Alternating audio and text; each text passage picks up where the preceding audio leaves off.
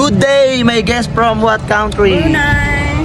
Look like Filipina. Filipina, mabuhay. Yes. Look at my hairstyle and the hairstyle of my guest. Yeah. We're all goods in the hoods. Yeah. Makakita mo sa bagong kasalan mga may hairstyle ng tao.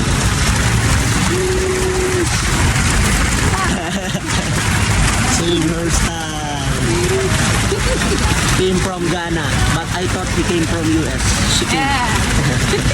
And this is one of my guests also. Ma'am, she looked like Filipina when I first met her. And good photographer. By the way, ma'am, that river called Pasig River. Pasig. Pasig River. That's why Spanish choose Manila as capital of the city because of that river. Good area for business. And as I told you earlier, Chinatown first was inside Intramuros. But some of them, they are not paying tax to Spanish. So it was burned too many times. So they moved in Binondo. That's why the Chinatown right now is over there. Okay. Ano sa bago pa siya na.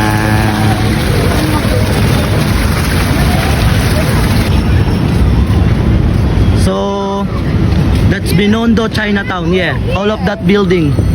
So around 80% of the owner of the building at the other side was half Chinese, half Filipino. Yes.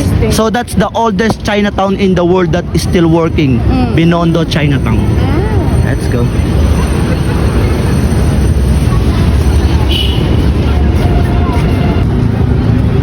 It's look like Venice. Really? And this is the canal. Venice Canal. Yeah. Venice Canal. Place called Plazuela de Santa Isabel.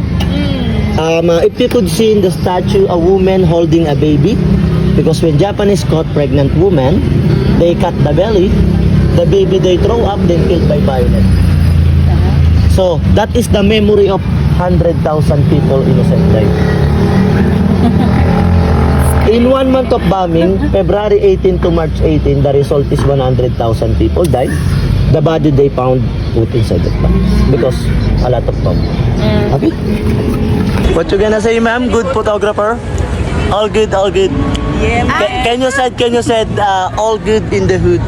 All good, all good. All good in the hood. Yeah. I hope you enjoy our tour. Yes, we did. We did. For sure. Beautiful pictures. Yes, thank you very much, ma'am. Yeah, thank you very much. So, ma'am. So, yun mga gar, maraming salamat sa patuloy na panonood. God bless sa inyong lahat. Let's go!